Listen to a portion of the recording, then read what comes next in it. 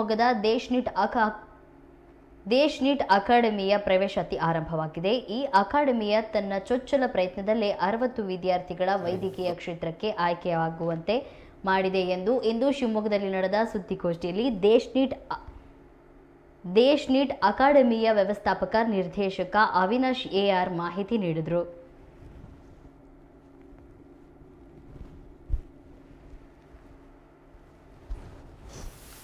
Because many competitors and we struggled to get the strength in the beginning and to create the belief in the parents only we struggled in the starting year.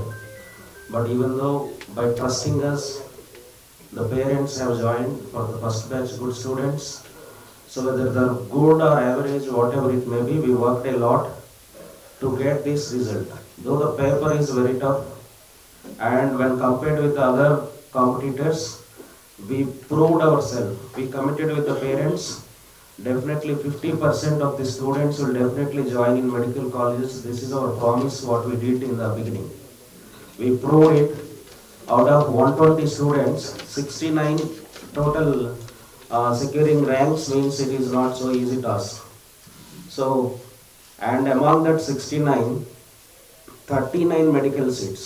Out of that 27 government seats and 12 are semi-government. This is a good achievement. Even it is a B-class center, Shimoga, particularly that kind of branch to establish. Our management was have taken very creative structure, and we are providing such kind of lot of good facilities.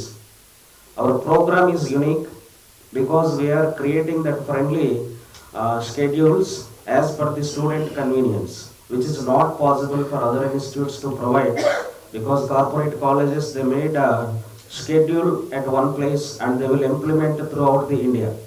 But we are the localites, but we have the faculty from national level, and the local branch advantage is that based on the pulse of the students, we have option to modify our schedules as per the convenience of students.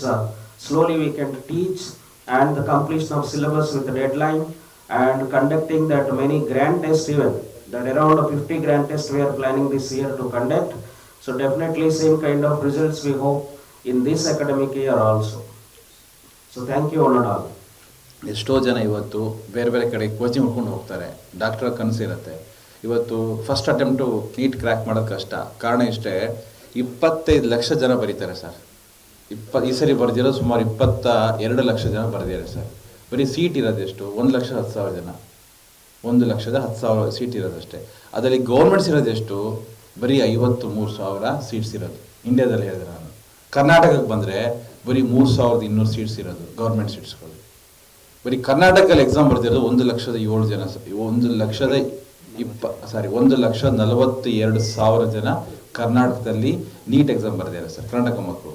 ಅವ್ರಿಗೆ seats ಇರೋದು ಬರೀ 3,000ದಿಂದ 3,800 seat ಮಾತ್ರ, government seat sir. ಎಷ್ಟು competition ಇರುತ್ತೆ sir. ಹಾಗಾಗಿ first ಅಟೆಂಪ್ಟಿಗೆ ಮಕ್ಕಳು clear ಆಗಲ್ಲ sir. ಹಾಗಾದರೆ ಕ್ಲಿಯರ್ ಆಗದಿರೋರು ಏನು? ಮ್ಯಾನೇಜ್ಮೆಂಟಿಗೆ ಕೋಟಿ ಹೋಗೋಕ್ಕೆ ಇವಾಗ 1.25 ಕೋಟಿ 1.25 ಕೋಟಿ ಆಗುತ್ತೆ ಸರ್. ನಮ್ಮ ಬಡವರ ಮಕ್ಕಳುಗಳು ಡಾಕ್ಟರ್ ಆಗುತ್ತೆ ಹೇಗೆ? ಹಾಗಿದ್ದಾಗ ಇಂಥ ಸಂಸ್ಥೆಗಳು ಲಾಂಗ್ ಟರ್ಮ್ 1 ವರ್ಷ ಕೂತ್ಕೊಂಡು ಓದಿ ಮತ್ತೆ ಆ ಮಗುನ ಡಾಕ್ಟರ್ ಆಗಲಿಕ್ಕೆ ಒಂದು ಅವಕಾಶಗಳನ್ನು ಕಲ್ಪನೆ ನಾವು ಮಾಡಿಕೊಟ್ಟಿದ್ದೀವಿ ಸರ್ ಶಿವಮೊಗ್ಗ ನಗರದಲ್ಲಿ.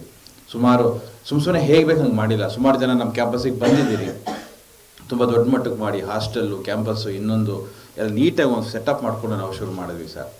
ನಾವೆಲ್ಲ ತುಂಬ ಇದ್ದಂತಾರಲ್ಲ ಸರ್, ಭಾಳ ಬಡತನದಿಂದ ನಾವು ಬಂದವರು. ಏನೋ ಒಂದು ಧೈರ್ಯ ಮಾಡಿದ್ವಿ, ಅದರದ್ದು ಪ್ರತಿಫಲನೇ ಈ ರಿಸಲ್ಟ್ ಸರ್. ಇನ್ನು ಮುಂದೆ ನನಗೆ ಕಾನ್ಫಿಡೆನ್ಸ್ ಇದೆ ಸರ್, ಈ ಸರಿನ ಈ ರಿಸಲ್ಟ್ ಕೊಟ್ಟ ಮೇಲೆ ಇಂಥ ಹಲವಾರು ಡಾಕ್ಟರ್ಗಳನ್ನು ಪ್ರೊಡ್ಯೂಸ್ ಮಾಡ್ಬೋದು.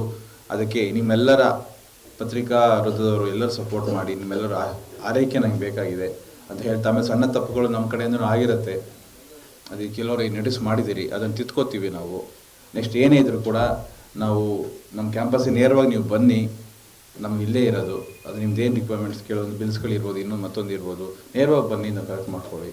ಬೇರೆ ಬೇರೆ ಕಾರಣದಿಂದ ಅದು ಕೆಲವರದ್ದು ಆಗಲಿಲ್ಲ ಸ್ವಲ್ಪ ಮೆನ್ಷನ್ ಮಾಡಿದ್ರಿ. ಜೊತೆಗೆ ಈಗ ಆ್ಯಡ್ ಅಂತ ಬಂದಾಗ ಒಂದು ಮನಸ್ಪೂರ್ವಕವಾಗಿ ಬರೀರಿ ಸರ್, ನನಗೆ ದಯಮಾಡಿ. ಯಾಕೆಂದರೆ ಸರ್ ಇವತ್ತು ಎಲ್ಲದೂ ಓಕೆ ಸರ್, ದುಡ್ಡು ತರೋದು ಕಷ್ಟ ಸರ್.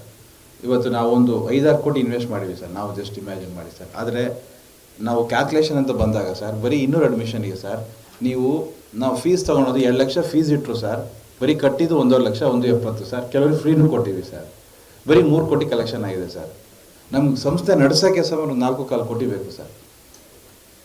ಈ 1.25 ಕೋಟಿ ನಾವು ಈ ವರ್ಷ ಮತ್ತೆ ಕೈ ಹಾಕಿ ನಡೆಸ್ತೀವಿ ಸರ್. ಇದು ನಾನು ಹೃದಯಪೂರ್ವಕ ನಿಮ್ಗೆ ಹೇಳ್ತಾ ಇದ್ದೀವಿ ಸರ್.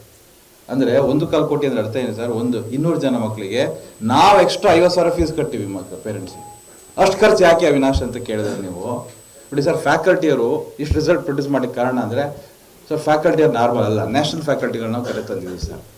ಅವ್ರಿಗೆ ಸ್ಯಾಲ್ರಿ ತುಂಬಾ ಹೈ ಸ್ಯಾಲ್ರಿ ಇರುತ್ತೆ ಸರ್, ಹೈ ಪ್ರೊಫೈಲ್ ಸ್ಯಾಲ್ರಿ ಇರುತ್ತೆ. ಜೊತೆಗೆ ನಾವು ಆ ಕ್ಯಾಂಪಸನ್ನು ಮೇಂಟೈನ್ ಮಾಡೋಕ್ಕೆ ಊಟದ ಖರ್ಚು, ರೆಂಟು, ಜೊತೆಗೆ ಬೇರೆ ಹಾಸ್ಟೆಲ್ಸ್ಗೂ, ಗಾರ್ಡನ್ ಮೇಂಟೆನೆನ್ಸು, ಎಲೆಕ್ಟ್ರಿಸಿಟಿ, ಬಟ್ಟೆ ಕೂಡ ತೊಳೆದು ಐರನ್ ಮಾಡಿಕೊಡ್ತೀವಿ ಸರ್ ನಾವು.